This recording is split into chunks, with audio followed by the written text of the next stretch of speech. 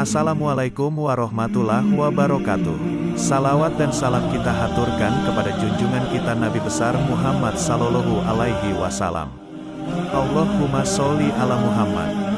Syekh Abdul Qadir Al-Jailani, lahir pada tahun 1077 Masehi, 469 Hijriah, di mana saat kelahirannya sang ibu sudah mencapai usia 60 tahun di sebuah tempat bernama Jailan. Itulah mengapa di belakang namanya terdapat julukan Al-Jailani, karena sesuai kebiasaan penduduk Arab masa itu, yang biasa menambahkan nama mereka sesuai dengan tempat tinggalnya.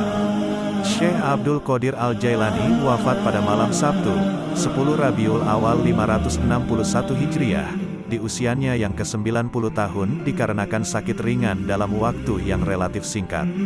Seorang ulama Ibnul Imad menyebutkan bahwa nama lengkap Syekh ini adalah Abdul Qadir bin Abi Soleh bin Janaki Dausat bin Abi Abdullah bin Yahya bin Muhammad bin Daud bin Musa bin Abdullah bin Musa Al-Huzi bin Abdullah Al-Hims bin Al-Hasan Al-Musana bin Al-Hasan bin Ali bin Abi Tholib Al-Jailani. Dalam usia 18 tahun, ia sudah meninggalkan Jilan menuju Baghdad pada tahun 488 Hijriah, 1095 Masehi. Karena tidak diterima belajar di Madrasah Nizamiyah, Baghdad, yang waktu itu dipimpin Ahmad Al-Ghazali, yang menggantikan saudaranya Abu Hamid Al-Ghazali. Di Baghdad dia belajar kepada beberapa orang ulama seperti Ibnu Aqil, Abul Hattad, Abul Husain Al-Fara, dan juga Abu Sa'ad Al-Muharrimisain. Dia menimba ilmu pada ulama-ulama tersebut hingga mampu menguasai ilmu-ilmu usyul, dan juga perbedaan-perbedaan pendapat para ulama. Dengan kemampuan itu, Abu Sa'ad Al-Muharrimi yang membangun sekolah kecil-kecilan di daerah Babul Azaj, menyerahkan pengelolaan sekolah itu sepenuhnya kepada Syekh Abdul Qadir Al-Jailani. Ia mengelola sekolah ini dengan sungguh-sungguh, bermukim di sana sambil memberikan nasihat kepada orang-orang di sekitar sekolah tersebut. Banyak orang yang bertaubat setelah mendengar nasihatnya, banyak pula orang yang bersimpati kepada dia, lalu datang menimba ilmu di sekolahnya hingga sekolah itu tidak mampu menampung lagi. Syekh Abdul Qadir Al-Jailani, nama asli beliau ialah Muhyiddin Abu Muhammad Abdul Qadir. Beliau adalah keturunan Rasulullah, melalui putri baginda Siti Fatimah Al-Zahra. Beliau adalah seorang ahli sufi yang tidak asing lagi di dunia Islam, sehingga terdapat satu aliran tarikat yang diasaskannya, yaitu Tarikat Qadariyah. Tulisan, nasihat dan buah pikiran beliau berkenaan dengan ketuhanan dan tasawuf senantiasa mendapat perhatian, dan menjadi rujukan walaupun beliau telah wafat lebih kurang 900 tahun yang lampau. Sebagai seorang ulama terkenal di masa lalu, hingga kini pun masih dikenang oleh kaum muslimin di seluruh dunia, karena kesolihannya dan keilmuannya yang sangat tinggi dalam bidang ilmu dan hikmah, terutama bidang tasawuf dalam Islam. Begitu juga nasihat beliau masih terdengar dan jadi panutan bagi sebagian besar kaum muslim dunia. Sungguh indah mengenang beliau karena kesalehannya, nasihatnya juga amalan soleh beliau.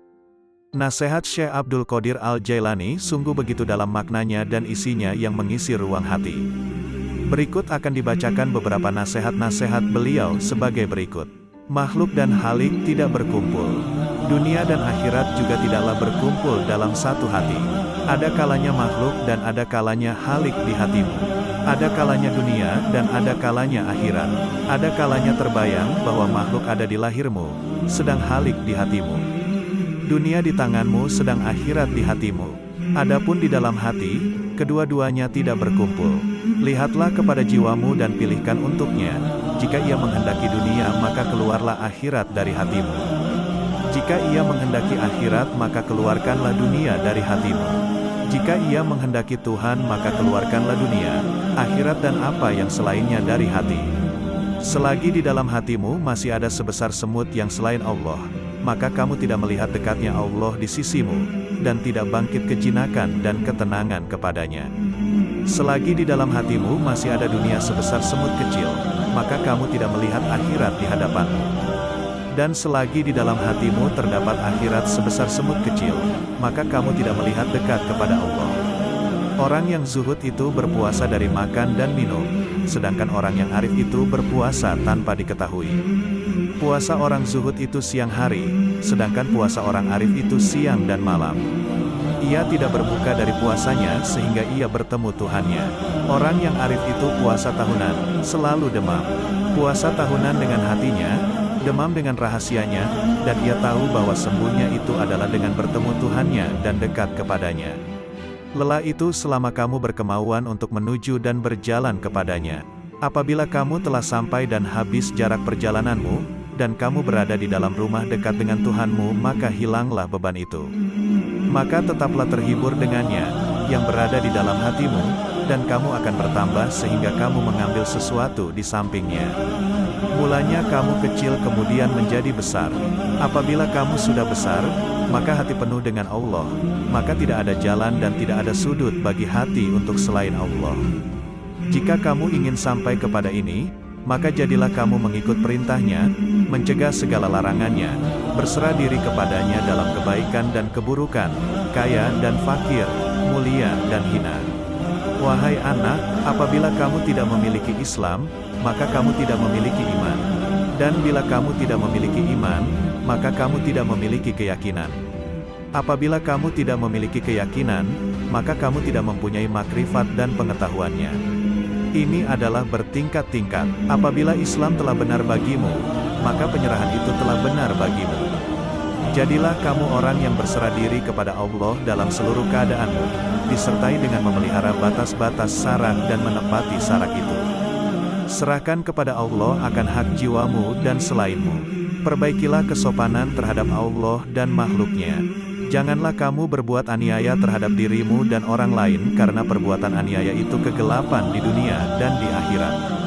Janganlah kamu melihat amalmu, walaupun anggota-anggota badanmu bergerak untuk amal dan hatimu beserta zat, yang mana amal itu ditujukan kepada Allah. Apabila hal ini sempurna bagimu, maka hatimu menjumpai mata yang dapat melihat. Makna menjadi bentuk, yang gaib menjadi hadir, berita menjadi terang. Hamba apabila baik karena Allah, maka Allah bersamanya dalam semua keadaan. Allah mengubahnya, menggantikannya dan memindahkannya dari satu keadaan kepada keadaan yang lain. Seluruhnya menjadi berarti, seluruhnya menjadi keimanan, keyakinan, pengetahuan, pendekatan dan kesaksian. Seluruhnya menjadi siang tanpa malam, sinar tanpa gelap, jernih tanpa keruh, hati tanpa nafas, rahasia tanpa kasar, fana tanpa wujud, gaib tanpa hadir. Seluruhnya menjadi kitab gaib dari mereka dan dirinya. Seluruh ini pangkalnya adalah jinak kepada Allah, sehingga kejinakan ini sempurna antara kamu dan Allah. Ubahlah karenanya sesuatu yang dia benci dari nafsumu sehingga dia, Allah, memberimu apa yang kamu sukai. Jalan itu luas, berdirilah dan teguhlah. Beramallah dan jangan lalai selama tali dengan dua ujungnya di tanganmu. Mohonlah pertolongan kepadanya atas sesuatu yang menjadikan kebaikanmu. Kendalikanlah nafsumu, jika tidak, ia akan mengendalikan kamu. Nafsu itu tukang memerintahkan keburukan di dunia, dan tukang mencela di akhirat. Bersopanlah yang baik terhadap Allah dan terhadap makhluknya. Sedikitlah berbicara yang tidak berguna bagimu. Orang-orang yang meninggalkan amal dalam keadaan berilmu, ilmu itu akan melupakanmu dan berkahnya hilang dari hatimu. Wahai orang-orang yang bodoh, seandainya kamu mengetahui Allah, niscaya kamu mengetahui siksaan-siksaannya. Syirik itu ada kalanya pada lahir dan batin. Syirik lahir ialah menyembah berhala, sedangkan syirik batin ialah berpegang kepada makhluk dan memandang mereka dapat memberi kemudaratan dan manfaat. Wahai anak, janganlah kamu menuntut sesuatu kepada seseorang. Dan jika kamu mampu untuk memberi dan tidak mengambil, maka lakukanlah. Kamu melayani dan kamu tidak minta dilayani oleh orang lain, maka lakukanlah. Suatu kaum itu disibukkan untuk memberi kepada makhluk. Mereka mengambil dan memberi. Mengambil dari karunia dan rahmat Allah dan memberikan kepada fakir dan miskin yang ditimpa kesempitan. Mereka tunaikan hutang orang yang berhutang yang tiada kuasa untuk melunaskannya. Mereka adalah raja-raja, bukan raja-raja dunia, karena raja-raja dunia itu mengambil dan tidak memberi, sedangkan kaum itu mengutamakan orang lain dan menunggu-nunggu orang yang tidak hadir. Mereka mengambil dari tangan Allah, bukan tangan makhluk. Usaha anggota badan mereka untuk makhluk, sedangkan usaha hati mereka untuk mereka sendiri. Mereka berinfak, Memberikan harta, itu karena Allah bukan karena hawa nafsu, bukan karena pujian dan sanjungan. Tinggalkan kaum yang sombong terhadap Allah dan terhadap makhluk, karena sombong itu termasuk sifat orang-orang pemaksa, yang mana mereka dibenamkan ke dalam neraka jahanam. Apabila kamu marah kepada Allah, maka kamu sombong kepadanya. Jadikanlah akhiratmu itu sebagai modalmu, dan jadikan dunia itu sebagai keuntunganmu. Gunakanlah seluruh waktumu untuk menghasilkan akhiratmu. Lalu apabila dari waktumu itu ada sedikit yang tersisa, maka gunakanlah untuk berusaha dalam urusan duniamu, dan mencari penghidupanmu. Nasihatilah dirimu terlebih dahulu, barulah kemudian menasihati orang lain. Kamu harus lebih memperhatikan nasib dirimu. Janganlah kamu menoleh pada orang lain, sedangkan dalam dirimu masih ada sesuatu yang harus diperbaiki. Janganlah kamu takut kepada makhluk dan janganlah kamu berharap kepada mereka, karena hal itu menunjukkan betapa lemahnya imanmu. Hendaklah engkau istiqomah dalam cita-citamu, sehingga engkau memperoleh ketinggian, karena Allah Subhanahu wa Ta'ala akan memberimu sesuatu yang layak dengan cita-citamu, dengan kebenaran dan keikhlasanmu. Bersungguh-sungguhlah engkau, songsong dan kejarlah, karena sesuatu itu tidak akan datang kepadamu begitu saja tanpa berusaha memperolehnya, sedangkan engkau mempunyai kewajiban untuk melakukan amal kebaikan sebagaimana engkau diwajibkan untuk mencari rezeki. Selama hidup di dunia ini, yang terbaik adalah menyelamatkan hati dari buruk sangka. Orang itu dikatakan dekat dengan Allah selama dia meluangkan waktunya untuk berzikir setiap hari. Bantulah orang fakir dengan sebagian harta kalian. Jangan pernah menolak pengemis, padahal kalian mampu memberikan sesuatu untuknya baik sedikit maupun banyak. Raihlah kasih sayang Allah dengan pemberian kalian. Bersyukurlah kepada Allah yang telah membuat kalian mampu memberi. Jika pengemis adalah hadiah dari Allah, sementara kalian mampu memberinya, mengapa kalian menolak hadiah itu? Bohong kalau kalian mendengar nasihat dan menangis di hadapanku, tapi saat orang datang meminta uluran tangan, kalian malah membiarkannya. Itu menunjukkan bahwa tangisan kalian belum karena Allah. Seorang yang berzuhud dan berada pada tahap permulaan, mesti menghindarkan diri daripada semua manusia dan orang-orang fasik yang melakukan maksiat. Tetapi setelah mencapai tahap kesempurnaan, dia tidak akan menghindarkan diri, bahkan dia akan mencari mereka, karena penawar mereka itu ada padanya. Karena apabila seseorang itu telah mengenal Allah, dia tidak akan menghindar dari sesuatu apapun dan tidak akan takut selain daripada Allah. Barang siapa yang sudah sempurna makrifatnya kepada Allah, maka makrifat itulah yang akan menjadi pemandu baginya. Seseorang bertanya kepada Syekh bagaimana untuk mengeluarkan cinta kepada dunia. Hendaklah engkau melihat dengan kedua-dua mata hatimu kepada cacat celah dunia ini. Perangilah hawa nafsumu hingga ia menjadi tenang. Jika nafsumu telah tenang, maka engkau akan mampu melihat cacat celah dunia ini, dan kamu akan bersikap zuhud terhadap dunia ini. Ketenangan itu akan wujud jika engkau memandang dari hati dan menyesuaikannya dengan bisikan batinmu. Jika engkau menginginkan kemakrifatan kepada Allah, maka engkau ridalah dengan koda dan kadarnya, dan janganlah engkau jadikan nafsu, syahwat, perangai, dan keinginanmu sebagai sekutu baginya dalam kedua-dua hal tersebut. Tundukkan nafsumu sebelum engkau ditundukkannya. Disampaikan di Madrasah Al-Mamurah, hari Ahad pagi, 3 Syawal 545 Hijriah. Sesungguhnya, siapa yang ingin memperbaiki dirinya, maka hendaklah dia berlatih memerangi nafsunya, sehingga dirinya bebas daripada cengkeraman nafsu karena seluruh nafsu itu mengajak kepada kejahatan. Hai pemuda, nasihatilah dirimu sendiri terlebih dahulu sebelum kamu menasihati orang lain. Janganlah engkau berlebih-lebihan dalam menasihati orang lain sedangkan dalam dirimu sendiri masih bersemayam sesuatu yang engkau perlu perbaiki. Celakalah engkau, sekiranya engkau tahu bagaimana membersihkan orang lain, sedangkan engkau buta untuk membersihkan dirimu sendiri. Bagaimana seorang yang buta dapat memimpin orang lain? Wahai hati, wahai roh, wahai manusia, wahai jin, wahai orang-orang yang berharap kepada Maharaja, marilah kita ketuk pintu Maharaja. Bersegeralah kamu kepada Allah dengan tapak hatimu, dengan tapak takwa dan tauhid kamu, makrifat dan kewarakan kamu yang tinggi, kezuhudan kamu di dunia, di akhirat dan di dalam sesuatu selain daripada yang berkaitan secara langsung dengan Tuhanmu. segera mencapai pintu taubat. Ahad, 10 Syawal 545 Hijriah.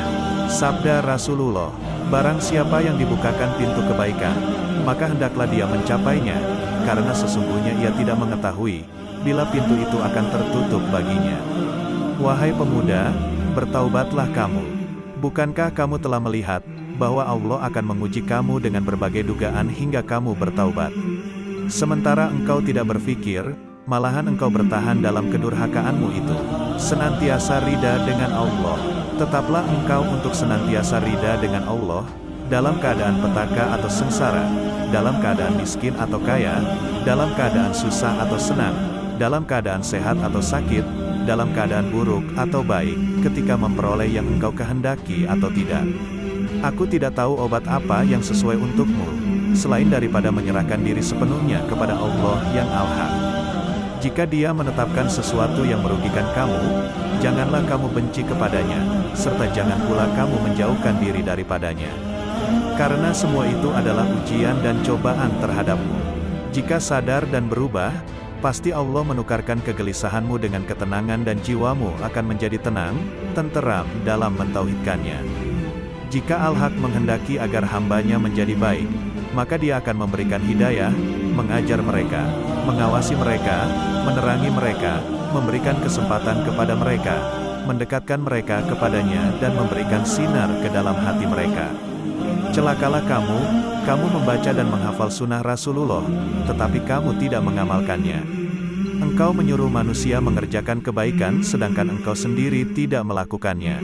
Seperti firman Allah Subhanahu wa Ta'ala dalam Quran Surah Al-Saf ayat 3 yang artinya, sebesar-besar kebencian Allah, ialah bahwa kamu mengatakan apa-apa yang tidak kamu kerjakan. Siapa yang telah beramal sehingga kemudian mereka mencapai satu kedudukan, makam, di mana tiada lagi perintah ataupun larangan. Tidak henti-henti mereka menyendiri, halwat, bersama Allah. Karena meninggalkan ibadah-ibadah wajib, bermakna seorang itu telah jatuh zindik. Tidak ada kewajiban yang gugur dari seseorang, walau dalam keadaan bagaimanapun jua dia, atau apapun tahap dan makamnya. Wahai kaumku, ambillah nasihat dari Al-Quran itu dengan mengamalkannya, bukan dengan mendiskusi, memperdebat, atau menseminarkannya. Tidak akan ada kebahagiaan di hatimu apabila di sana bersemayam sesuatu selain Allah, bahkan seandainya kamu sujud selama 1000 tahun di atas bara api sekalipun, sementara hatimu kepada selain Allah, maka hal itu tidak bermanfaat kepadamu. Hatilah yang beriman, hatilah yang mengesahkan Allah, hatilah yang memurnikan akidah, hatilah yang ikhlas, hatilah yang bertakwa, hatilah yang memelihara diri daripada yang haram dan syubhat, hatilah yang yakin, hatilah yang zuhud, hatilah yang arif, hatilah yang beramal, hatilah yang memimpin seluruh tubuh manusia, sementara seluruh anggota adalah anggota pasukan dan pengikutnya. Oleh karena itu, jika kamu ingin mengucapkan la ilaha illallah, maka lebih dulu hendaklah kamu ucapkan dengan hatimu, kemudian kamu iringi dengan lidah. Jihad batin lebih berat dari jihad zahir, karena jihad batin adalah satu jihad yang terus-menerus. Bertujuan memutuskan semua kehendak dan dorongan hawa nafsu untuk melakukan perkara-perkara yang terlarang serta mengekang keinginan terhadapnya. Wahai hamba, setiap yang engkau pandang sebagai kebaikan dan engkau mencintainya, maka cintamu itu adalah bukan cinta yang sejati. Engkau sedang terperdaya. Cinta yang hakiki adalah cinta yang tidak berubah, yaitu cinta kepada Allah, yakni cinta yang engkau lihat dengan dua mata hatimu, yaitu cinta para al-sidikin ruhaniyin. Mereka tidak mencintai dengan keimanan mereka, tetapi dengan keyakinan dan mata hati mereka. Terbukalah hijab yang menyelubungi mata hati mereka, sehingga mereka mampu melihat apa yang ada di alam gaib, melihat sesuatu yang tidak mungkin bagi mereka untuk menjelaskannya. Ketahuilah bahwa para guru amal dan guru ilmu akan menunjukkan engkau jalan menuju Allah. Langkah tahap pertama ialah dengan perkataan, dan pada tahap kedua ialah dengan mengamalkannya. Dengan cara ini, engkau akan bertemu dengan Allah. Beramallah engkau kepadanya dan janganlah engkau mengharapkan pahala yang banyak. Beramallah dengan tujuan untuk mencapai dan meraih keridaannya serta kedekatan kepadanya. Pahala adalah keridaannya kepadamu dan kedekatanmu kepadanya dunia dan akhirat. Peringkat pertama ialah engkau belajar kepada makhluk berkenaan hukum. Kemudian pada peringkat kedua hendaklah engkau belajar dari Khalik mengenai ilmu laduni, yakni ilmu-ilmu yang khusus untuk hati dan batin. Oleh karena itu carilah guru yang mursyid, karena engkau tidak dapat belajar tanpa guru. Barang siapa di antara kamu yang ingin menghidupkan hatinya, maka hendaklah dia membiasakan berzikir kepada Allah di dalam hatinya itu, dan hendaklah dia merasakan ketenteraman bersamanya. Wahai hamba, berzikirlah engkau kepada Allah dengan hatimu sebanyak 1000 kali dan dengan lisanmu sekali. Berzikir yang dilakukan hanya dengan lisan tanpa menggunakan hati, tidak memberikan kemuliaan kepadamu. Zikir adalah zikir hati dan zikir batin, kemudian zikir lisan. Berzikirlah kamu kepadanya, sehingga zikir itu melebur dosa-dosamu. Dengan demikian engkau tidak menanggung dosa sama sekali. Ketahuilah, bahwa taubat itu adalah pusat kekuasaan dan menyesali segala perbuatan. Tanggalkanlah baju kedurhakaanmu itu dengan taubat yang tulus ikhlas. Jika engkau bertaubat, hendaklah taubat itu lahir dari hatimu. Bertaubatlah engkau zahir dan batin. Ikutilah sunnah Rasul dengan penuh keimanan. Jangan membuat bid'ah. Patuhlah selalu kepada Allah dan Rasul-Nya. Jangan melanggar. Junjung tinggilah tauhid dan jangan menyekutukan Dia. Sucikanlah Dia senantiasa dan jangan menisbahkan sesuatu keburukan pun kepadanya. Pertahankan kebenarannya dan jangan ragu sedikit pun. Bersabarlah selalu dan jangan menunjukkan ketidaksabaran. Beristiqomahlah, berharaplah kepadanya, jangan kesal, tetapi bersabarlah. Bekerjasamalah dalam ketaatan dan jangan berpecah belah. Saling mencintailah dan jangan saling mendendam. Jauhilah kejahatan dan jangan ternoda olehnya. Percantiklah dirimu dengan ketaatan kepada Tuhanmu, jangan menjauh dari pintu-pintu Tuhanmu, jangan berpaling darinya. Segeralah bertaubat dan kembali kepadanya. Jangan merasa jemu dalam memohon ampunan kepada Khalikmu, baik siang maupun malam. Niscaya rahmat dinampakkan kepadamu, maka kamu bahagia, terjauhkan dari api neraka dan hidup bahagia di surga, bertemu Allah, menikmati rahmatnya, bersama-sama bidadari di surga dan tinggal di dalamnya untuk selamanya, mengendarai kuda-kuda putih, bersukaria dengan hur-hur bermata putih dan aneka aroma, dan melodi-melodi hamba-hamba sahaya wanita, dengan karunia-karunia lainnya, termuliakan bersama para nabi, para sidik, para syahid, dan para soleh di surga yang tinggi. Bila kau melihat dunia ini, berada di tangan mereka, dengan segala hiasan, dan tipuannya, dengan segala bisa mematikannya, yang tampak lembut sentuhannya, padahal, sebenarnya mematikan bagi yang menyentuhnya, mengecoh mereka, dan membuat mereka mengabaikan kemudaratan tipu daya dan janji-janji palsunya. Bila kau lihat semua ini, berlakulah bagai orang yang melihat seseorang menuruti nalurinya, menonjolkan diri, dan karenanya, mengeluarkan bau busuk. Bila kau enggan memperhatikan kebusukannya, dan menutup hidung dari bau busuk itu, begitu pula kau berlaku terhadap dunia. Bila kau melihatnya, palingkan penglihatanmu dari segala kepalsuan, dan tutuplah hidungmu dari kebusukan hawa nafsu, agar kau aman darinya dan segala tipu dayanya, sedang bahagianmu menghampirimu segera, dan kau menikmatinya. Allah telah berfirman kepada Nabi pilihannya, dan janganlah kamu tujukan kedua matamu kepada yang telah kami berikan kepada beberapa golongan dari mereka, sebagai bunga kehidupan dunia, untuk kami uji mereka dengannya, dan karunia Tuhanmu lebih baik dan lebih kekal. Quran Surah Taha ayat 131. Apabila timbul di dalam benakmu keinginan untuk menikah, padahal kau fakir dan miskin, dan kau tak mampu memenuhinya, maka bersabarlah dan berharaplah senantiasa akan kemudahan darinya, yang membuatmu berkeinginan seperti itu, atau yang mendapati keinginan semacam itu di dalam hatimu, niscaya Ia akan menolongmu, atau dengan memudahkanmu menanggung beban hidupmu itu, dengan mengaruniaimu kecukupan, mencerahkanmu dan memudahkanmu di dunia dan akhirat. Lalu Allah akan menyebutmu sabar dan mau bersyukur, karena kesabaranmu dan keridaanmu atas ketentuannya. Maka ditingkatkannya kesucian dan kekuatanmu. Dan Allah berjanji untuk senantiasa menambah karunia-Nya atas orang-orang yang bersyukur, sebagaimana firman-Nya. Sesungguhnya jika kamu bersyukur, pasti kami akan menambah kepadamu, dan jika kamu mengingkari, maka sesungguhnya azabku sangat pedih. Quran Surah Ibrahim ayat 7. Maka bersabarlah, tentanglah hawa nafsumu, dan berpegang teguhlah pada perintah-perintahnya. Ridalah atas takdir yang maha kuasa, dan berharaplah akan ridha dan karunia-Nya. Sungguh Allah sendiri telah berfirman, hanya orang-orang yang bersabarlah yang akan menerima ganjaran mereka tanpa batas. Quran Surah Az-Zumar ayat 10. Cukup sekian penjelasan oleh saya, sampai jumpa di video selanjutnya. Wassalamualaikum warahmatullahi wabarakatuh.